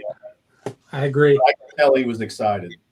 I'll do the fist pumps and the hooting and hollering over what I bought from Chris. Heck yeah. Under $40, you know, Dick Allen rookie card, and I was jacked for it, and I just get excited, you know, and it's part of what I love about collecting. When I can find this card, buy it from a friend, it's an awesome card, and now it's, you know, we've all discussed this 1,000 times. I don't sell and I don't trade, so that's forever in the collection. It's going to be very hard to pry that out of my hands, which to Chris might be nothing. It's just, you know, it was in his showcase, and it is what it is. Sammy, I've bought cards off of you that are $10, and I'm like, this is awesome, and I show them on the channel, and I'm all pumped about them, and that's just the difference in collecting. You can do that. So, you know, it's what you like. Yeah, it's definitely true. I had something I was going to say, but now I can't remember it. Story of my life. That's because you're drinking. I need to drink more. I think the third beer will have the reverse effect. I don't even need to drink, and I have that problem, and I don't even need alcohol. Well, I figured I'd show my national banger. There it is. There's the Pinkerton. Oh yeah. Legit excitement, Sammy. When you bought it, I could see the excitement. I saw it because I saw you shortly after you bought it. You know, whenever I do make purchases, I don't have the same level of enthusiasm compared to some others. I'll never forget when Steven bought his Jackie Robinson at Strongsville. He came up to me, and I've never seen somebody that just like a firecracker ready to erupt. Now, I thought Dylan was like a firecracker, but Steve with a PH gives him a run for his money. And I would just say, man, Steve with a PH told me, he's like, I just called my wife. I told her what I bought, how much I paid for it. I'm like, man, oh man, that is something else. That's sheer honesty. What are you doing? Them Canadians, they're too nice. I thought that was me at the National asking people I'd never even met before if they'd seen my Hank Aaron yet. I still walk up to people randomly in Walmart. Have you seen my Hank Aaron? But I think the thing is that my enthusiasm is contained. I am very excited about it because I'm mostly big into aesthetic. That's never changed about me. So I kind of value. I can have like a $300 Mathewson that I like more than $1,000 or $1,500 Mathewson, because the aesthetic and the design of it kind of, I appreciate it more. But yeah, I think the scorecard back really makes the big difference. I mean, there's 3 variations. You can get the blank back, you can get the standard postcard back, or you can get the scorecard. And the scorecard is just blows the other 2 variations away, in my opinion. Oh, absolutely. But yeah, Orlando says I'm never that enthusiastic anyway. You know what? Bringing it back to what you were just saying, Sammy, it's also personality, right? So yeah. So Chris is very even keel. You're very even keel. I said it. I said it to Billy as we were picking Chris up when he got in his car accident. I said that would have ruined my week, and Chris wouldn't waver. I had offered to change plans, and he said no, and he was just very even keel. I looked at Billy. I think Billy and I are a little more similar. We wear our emotions on our sleeve. You're going to know how I'm going to feel at that moment in time, whatever the moment is. And I said, that would just ruin me, man. I'd be absolutely miserable. So I think in the purchase of cards, that's just the personality, right? Billy's got hoot and holler. And let me ask you this question, though. Does it make a difference where your emotional response to buying a card, does it make a difference if you get it at a show versus getting it on eBay and then having it shipped? Is there a difference? For me, there is, yes. I think so too. I'd much rather get it at a show than on eBay. eBay is far less, spectacular to me. I mean, I'm just using eBay as an example. It could be anywhere, or auctions or whatever. Yeah. Go ahead, Billy. I got my go. Yeah. Sorry. Go ahead. Go ahead, Chris. No, you go ahead. Go ahead. So I have a memory tied to one card that I bought off of eBay, and it was when I got my 60 Topps Mantle for my 60 set. That was my first Mickey Mantle. At the time, it was the most I had ever paid for a card. Like, I remember that, but there's not that emotion tied to it, like who you were with, what you were doing. It's not the same as buying it at a show. Yeah. So with me, Sammy, and I agree. I agree with everything Billy said, but if I made $3,000 at a show and I brought $3,000 home, that now is my money and my wife's money and our whatever money. I have never ever purchased a big card on eBay. And I think I'd be more frustrated because the old Chris, the old Chris, I'm going to spend $200 on a freaking piece of cardboard. But if I'm at a show and it's baseball card money that I made, that's not to me. I'm trading. It was just those cards that I sold just became green pictures of presidents for a little bit. It's going to come home another card, so it's not that big a deal. But I don't think I have ever spent $200 on eBay, and it's not because your wife's going to find out. Hell, my wife's a banker. She knows if I go to McDonald's and get a McMuffin or something. So I can't hide anything from her, but it becomes I couldn't buy anything on eBay of any that has to go through a different grader because I just won't do it. It's weird to me. It's like I'm spending money I shouldn't spend. But if I make $10,000 at a show, I'm coming home with something big. And then my wife, here, honey, I made $700 at the show. Yay, and look at this Oxford confection card that I got, Right. And so I just can't do it. But I think I could only get excited at a show. I think that's the case. That's a great point by Troy's Cards. Yeah, I'll show you. We'll show the mints on a second, Billy. I just want to bring to Troy makes a good point. I think we're a little spoiled. Yes, we are. That's true.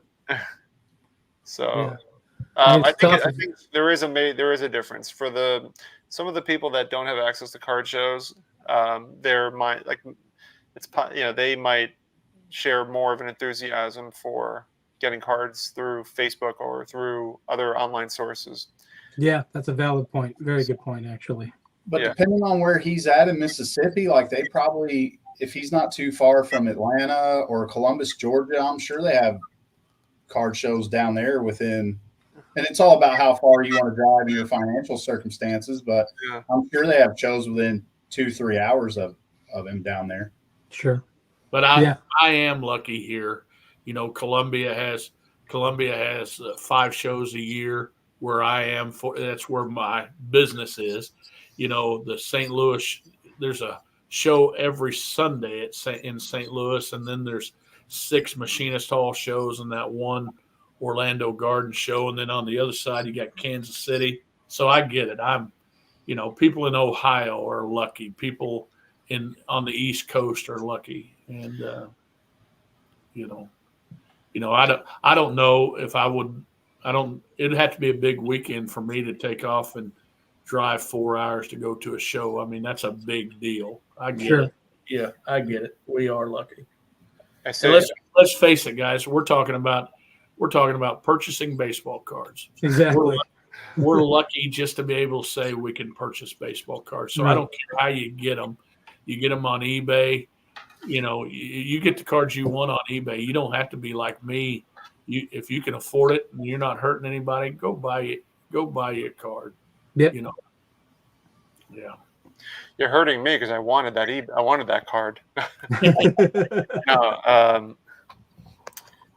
mean, eBay is a good source as well for finding stuff that you sometimes can't find at shows as well. So right. There's that too. You can't shun the those that do it via internet. So I'm trying to think of like some of the. I'm just trying to look at some of the stuff I have. I guess a lot of these. Oh, actually, the Stahlmeyer came from a Facebook group. So I got to give a shout out to B Roth because he's the one who put me in contact with the guy, Andy Geller. Andy Geller is a big online seller on Facebook, and he sells a lot of like high profile cards. And B Roth knew that I was after that Stahlmeyer, and so he tagged me in the Facebook post where this guy Andy Geller was selling Mays Stahlmeyer, Mantle Stahlmeyer, and so I was like, I'm jumping all over that Mays one because I didn't see a single Stahlmeyer Mays at Strongsville. So that's kind of a, telltale that They're tough to find. Yeah, tough to get. Yeah. So there you have it. But I do want to see Billy's. I do want to see that again. Just show that bad boy, Billy. Just because I love the card. Oh yeah, my bad, Billy. I meant to. No, you're fine. I've shown a lot of cards tonight. I'm just excited because I love doing live streams and I don't do them all the time. So if you can't tell, I get excited about baseball cards. No, that's a fantastic card. When I saw that in your room, and I need it. I don't have it. I probably won't get it in such a nice grade, but I love it. Absolutely, that card. Really, what probably makes it cooler than it would be if it were just a card I bought off of eBay is the fact that earlier that night I had lost out on bids on one. And then I paid the same price for that one that the other one went on bids. And I think that one was actually a little bit nicer than the other one. Same grades, but this one was better centered. Sure. And so I shot the dude an offer and he accepted it. And it was later that night, like I was upset because I had lost the auction, really expensive card, my first Mantle, you know what I mean? So to pick that up, just kind of the experience. And that's the experience is what makes it so special, right? Sure. Like, and most of the time you're going to get those at a card show. You're not going to get that buying them off it. Did you buy that Mantle raw, or did you bought it graded? No, I bought it in a 5. Yeah, I bought it in a 5. Okay, cool. That's awesome. Chris went to get something. I don't know where, or was it a drink? Oh, I picked up another card. Let's see it. No, I did. I fixed me a drink, but false alarm. Yeah, but I tell you, I did want to bring out 3 cards. Okay. You guys have all got something really good from other YouTubers, and I got a ton of stuff from other YouTubers and gifts and stuff. But the the first YouTuber that got me a gift was Diamond Yard Sports Cards. George. Maybe not the first, but he saw me do a Patek run. Freddie Patek being he sent me a rookie graded autograph Freddie Patek, and That's I mean, awesome. how cool is that? And then Mookie at the National got me a George Brett rookie card. Oh, I was there with him. I was there when he bought that card. Yeah. I was getting ready to say something really cool about Mookie, but he just put a message on there, so I can't do that. That's weird. Mookie, he just needs to drive himself to bed tonight. He needs to drive himself upstairs and then to bed. Right. Heck, I don't have a truck to drive, so don't worry about me driving. And then this has to be, when I look back at 2024, I mean, I get to tell this story forever. Your fly's down. Barn doors open. Barn doors open. Yeah. If you have the same problem I do, you're about to cause a scene. That's just you left that out of your video, Chris. And then what's funny is just a few weeks later, my wife and I and a couple of friends go to Cincinnati and sit on the dugout, as the Royals are playing there. And, I can't tell you, even though I did a video at the, even at the card show, buddy comes up and says that the dude that bought my exhibit cards, he comes up and says, that's the funniest baseball card story you ever heard. And then another one, I can't tell you how many people have said, oh, Chris, tell them that story. Tell them that story. And I want to say, go watch it on go watch it on my channel and stuff. But I get to tell the story again and again. And so that makes my 2024, you should have had him inscribe the card, zip it up. One of a kind. Right. One time inscription. Yeah. That's phenomenal. Well, I'll show this card. Yeah. On the big boy card. I need that one too. Me too. This one I traded up from a PSA 3 that I had. And so got this one. I don't know what meaning it has. The PWCC sticker is on the back, so I assume it's worth $1,000 more than it is. Of course, absolutely.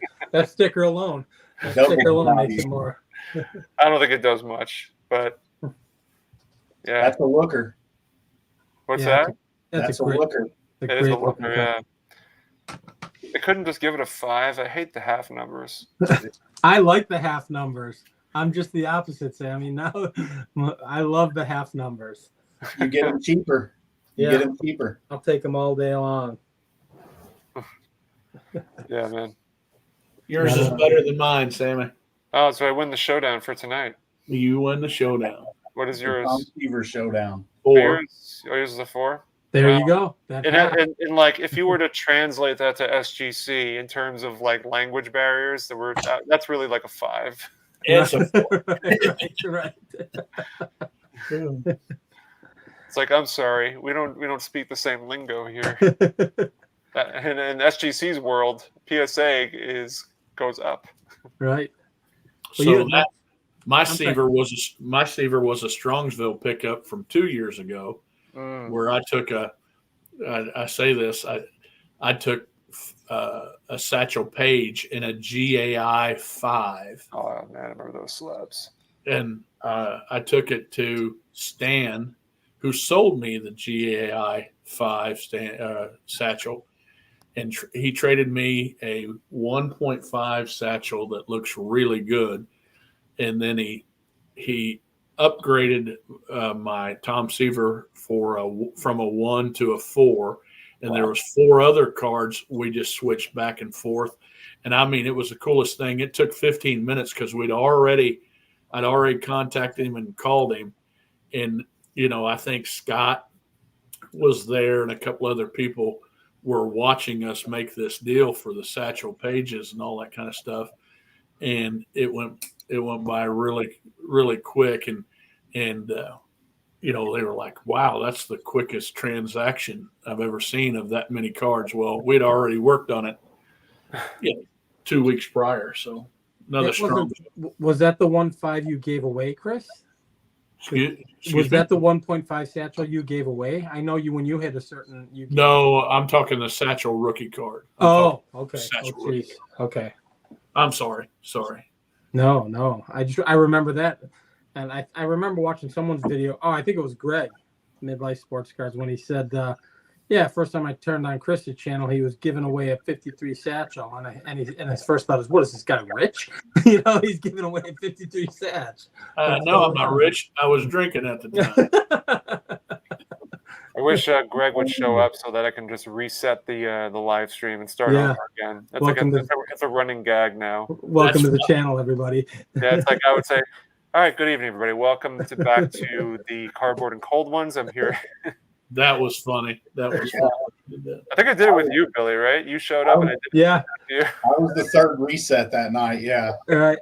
Because I can never make it on time to a live stream. I'm always like an hour late. I feel like I can show some 64s, and the reason I'll show the 64s is there are ties into them. First and foremost, this one is one I purchased from Sammy at the National. Every time I see Sammy, all he has to do is bring a box, and I'm going to buy cards off of him. So we've got the Tommy John Bob Chance rookie card. And then this one I bought off of B. Roth. You'd mentioned him earlier. I bought this off of B. Roth at Strongsville. Again, he had the box, probably the same guy he was buying cards from. Sammy was buying cards from.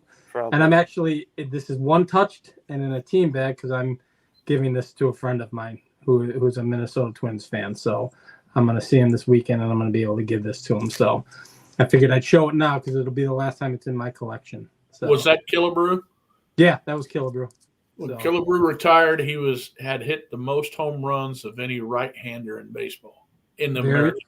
Very underrated, in my opinion. Very underrated. Killer. Yeah. Aside from him, I mean, his nickname was Killer, and I remember, what was the character's name in Slapshot? He was the young kid. He called himself Killer. Love Slapshot. I know the Hanson brothers. No, not the Hanson brothers. It was Dave. I think the character's name was Dave, and he danced and. No. Yeah, the curly-haired guy. Yeah, he was like a curly-haired guy, but he got pissed off because what's it called? The lead actor's name. What's his name? Paul Newman. Paul Newman. Yeah. Yeah, Reggie Dunlap, or that was his character's name. Reggie Dunlap was like doubting himself for being too old to play, and so Killer heard him say that. He was like, "Oh, you're not too old. Don't let the other guys tell you, man. You're still great." And so they go out there for the game, and then someone like Reggie Dunlap starts making a joke to the opponent saying, "Oh, they're going to trade you. They're going to trade you." And then the guy goes, "You know what? You're too old to play in this game." And then Killer takes the stick. Like, you take that back. Shoved it in his throat. Killer Carlson. That's it. Yeah, Dave Carlson. Canadian cards for the win there. Mike coming in with the save. Yeah, Carlson was the name, and what a movie! Sorry, I didn't mean to pivot over that way, but it's like that movie's so funny.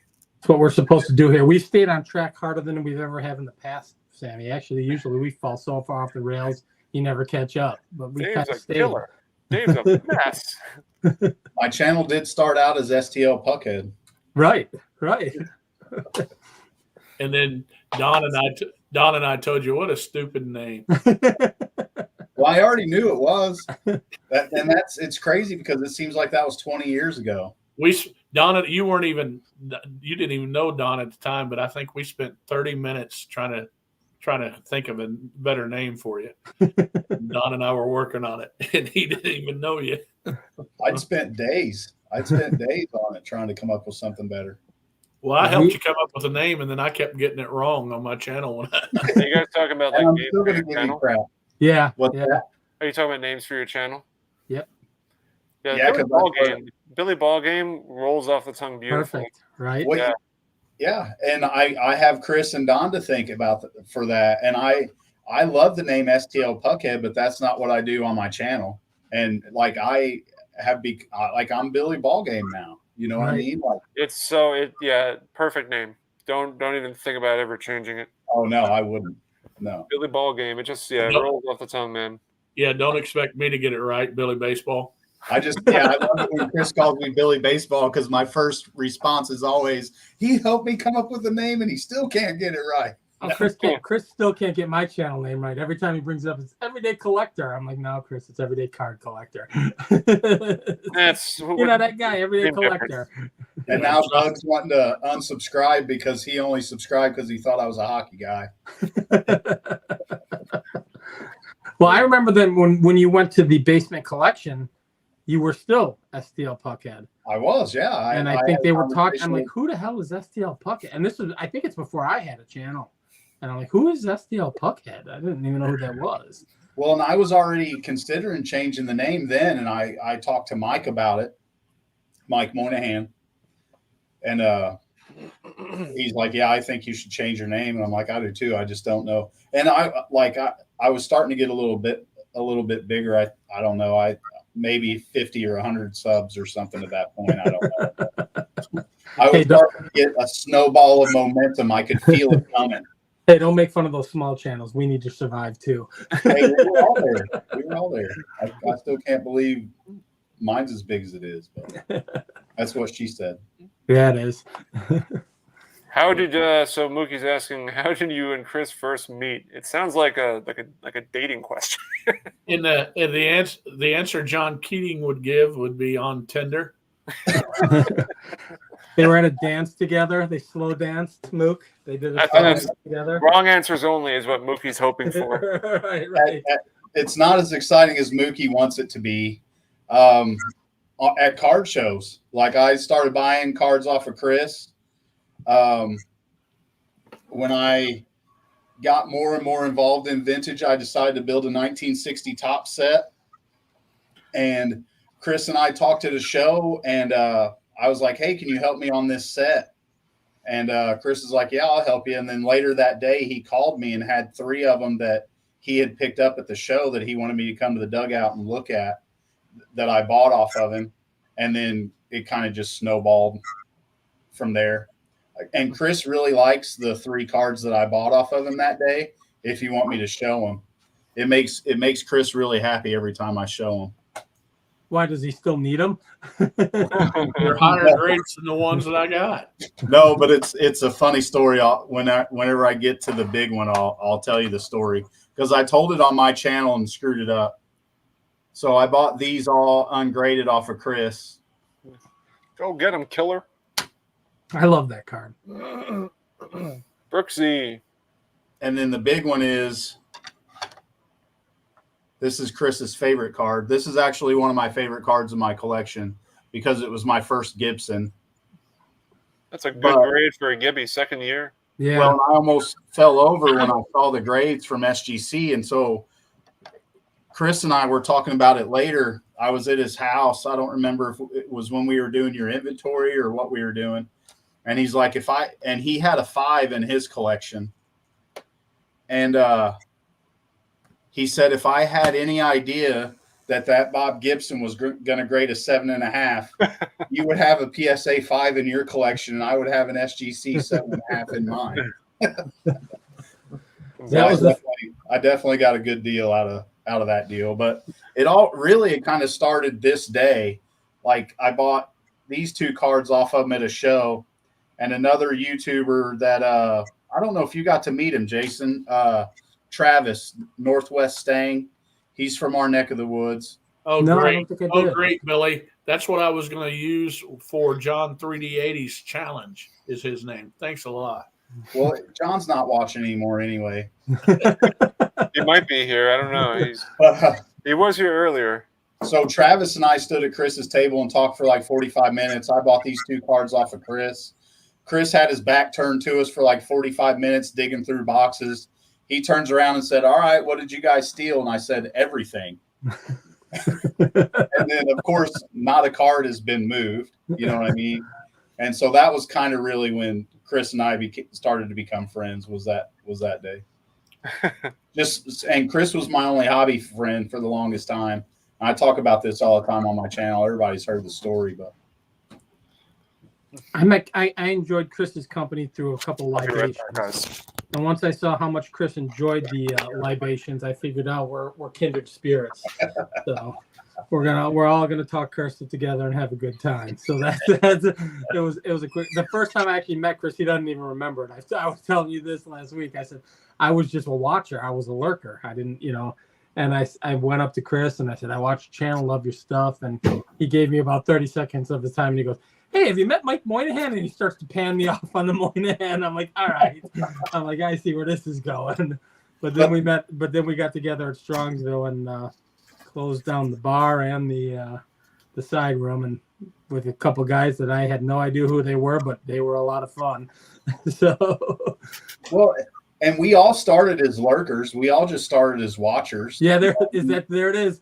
That's the beat up gift I gave Chris because I had nothing in my. I'm like, all right, he's a Johnny Bench collector, So I had a couple of those, what are those, the supers, and I'm like, I'll give him that. He's probably got about 30 of them, but I'm like, hey, and I think he showed it on his video. He said, I got this from a YouTuber. And I'm like, I forgot. I'm not a YouTuber. I'm like, well, I might as well be one now. So I got the clip of that conversation. I'm Nostradamus. right. Future. That was the same national where I met Sammy, I met Iconic Al, I met Theo, and that's what pulled the trigger for me to do this. Was that meet and greet 2 years ago. Oh yeah, join this this hell pit. Yes, exactly right. Content creating. It's yeah. Strongsville, golly, we had those guys from Arkansas. And, yeah. And I hope he does some more videos, but it's Phil Necro Collector. Oh, and oh my gosh. If he's lucky he didn't wake up somewhere between the porch and the driveway that night because he and his buddy remember, hey, we're going to do a fireball shot. Yeah. And you'd go to here's to Phil Necro or here's to Well, and then Dave, doesn't he work Tim Payne's booth? Dave, we met. Every time I saw Dave at the National, he remembers me because we were 6, 7, 8, or 12 beers deep with each other, and he's like, "Hey!" So, yeah. And at the National this year, Tim said, "Now you guys aren't staying anywhere close to us, are you?" Yeah, that was a lot of fun. And then just think about it. Now we can drag Sammy and Billy into closing up the rooms with us. So Sammy behaved at Strongsville. You were focused and well behaved. Yeah, I generally am. I don't get out of line really. A real fun thing that I had, and Sammy said this before, but Strongsville, they had the little lobby down there, and everybody's waiting around for him. And Sammy says to, Pastor Craig was down there, hey, we're going to go to wherever for lunch.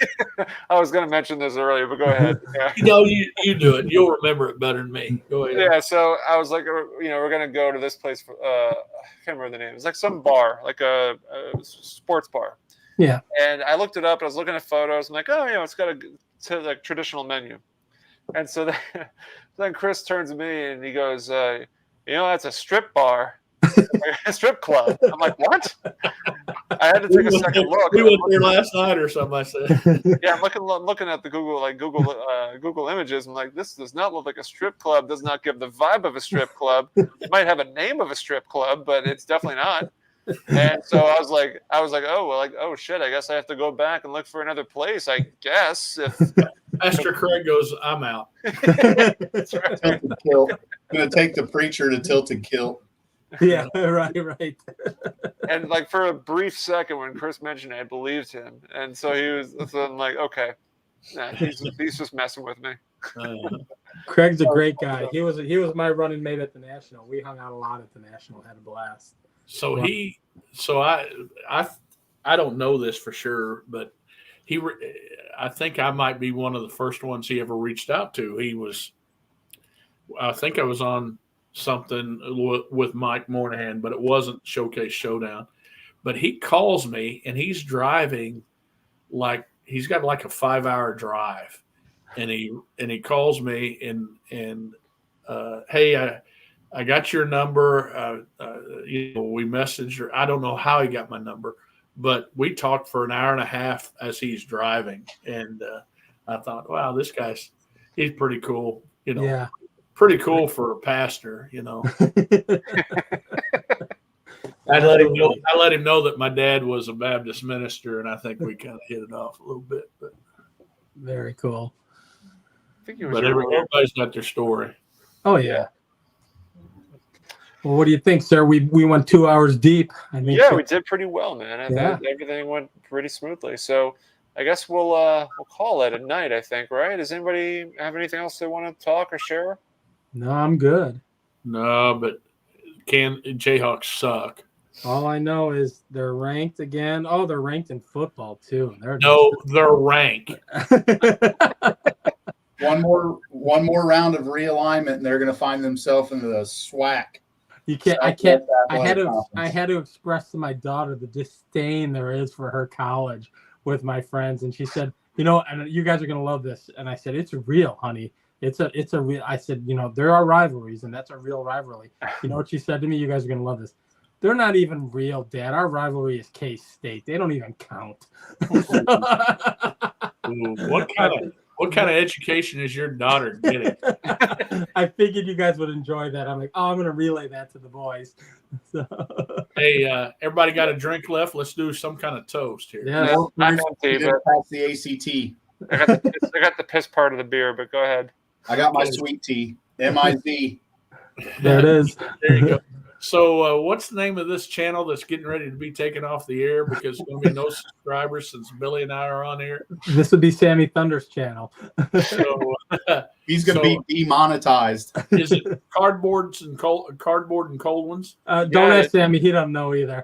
No, I know it now because it's right in front of me. We'll do it. Say the toast then, Sammy.